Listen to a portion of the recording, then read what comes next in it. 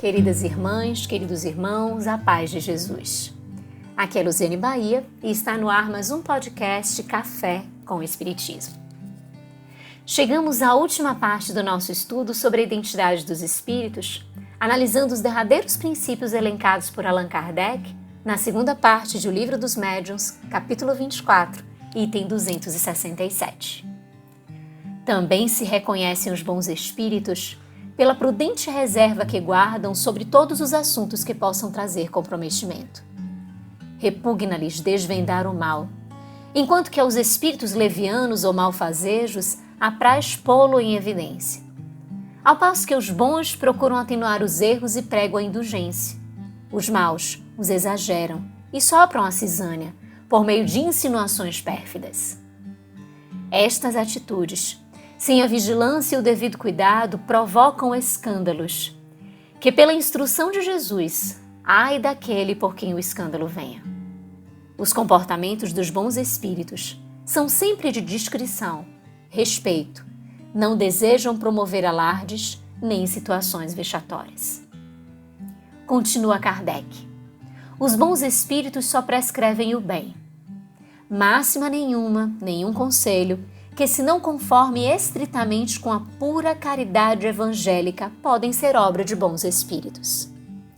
Jamais os bons espíritos aconselham senão o que seja perfeitamente racional. Qualquer recomendação que se afaste da linha reta do bom senso ou das leis imutáveis da natureza denuncia um espírito atrasado e, portanto, pouco merecedor de confiança. Na postura dos bons espíritos, nada há que viole a lei de Deus, nem mesmo minimamente.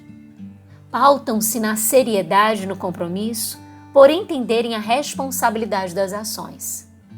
Em respeito à nossa liberdade, atuam de forma a nos inspirarem no caminho de ascensão, respeitando inclusive as nossas imperfeições e mazelas, mas trabalhando incansavelmente para cumprirem a fraternidade universal ensinada por Jesus.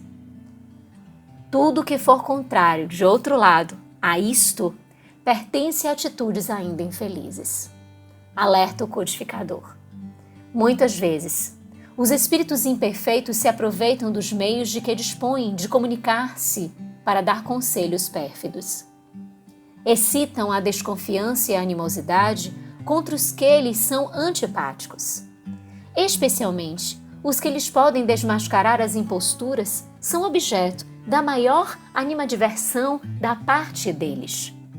Alvejam os homens fracos para os induzir ao mal, empregando alternativamente, para melhor convencê-los, os sofismas, os sarcasmos, as injúrias e até demonstrações materiais do poder oculto de que dispõem, se empenham em desviá-los da senda da verdade. Os espíritos maus, ou simplesmente imperfeitos, ainda se traem por indícios materiais, a cujo respeito ninguém se pode enganar. A ação deles sobre o médium é às vezes violenta e provoca movimentos bruscos e intermitentes, uma agitação febril e convulsiva que destoa da calma e da doçura dos bons espíritos. Os espíritos dos que na terra tiveram uma única preocupação, material ou moral, se não desprenderam da influência da matéria, continuam sob o império das ideias terrenas e trazem consigo uma parte dos preconceitos, das predileções e mesmo das manias que tinham neste mundo. Fácil é isso de reconhecer-se pela linguagem de que se servem. São detalhes, queridos irmãos, que o codificador arduamente se debruçou no intuito de nos trazer advertências sobre ciladas, engodos, ilusões. A oração e a vigilância são indispensáveis nesta tarefa, pois proporcionam segurança, discernimento para que desempenhemos cuidadosamente a nossa tarefa e a ação na seara do bem.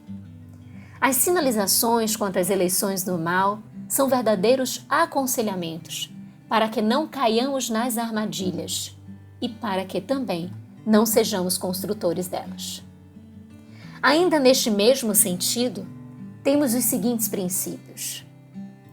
Os conhecimentos de que alguns espíritos se enfeitam, às vezes, como uma espécie de ostentação, não constituem sinal da superioridade deles.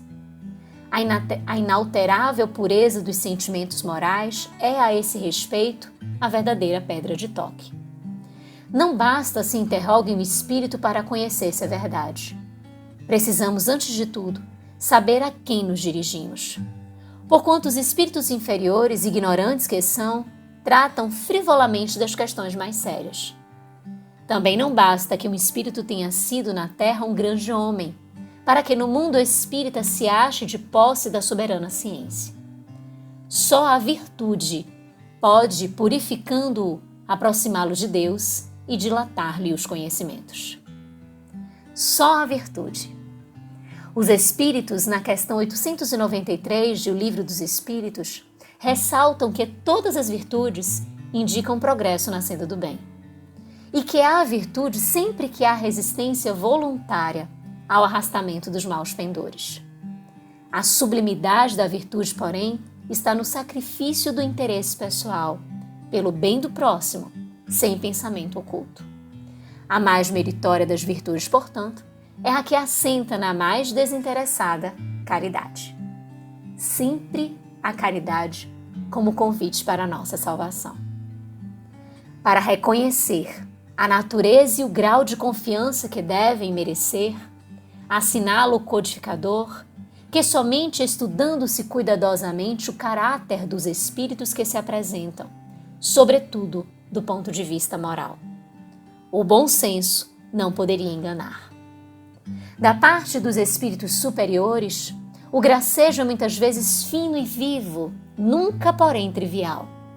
Nos espíritos zombadores, quando não são grosseiros, a sátira mordaz é não raro muito apropositada. Inúmeras são as anotações de Kardec sobre a averiguação das mensagens, dos conteúdos que são apresentados pelos espíritos, e isso define o que nós buscamos perante o Espiritismo: estudo, seriedade, compromisso, responsabilidade e serviço.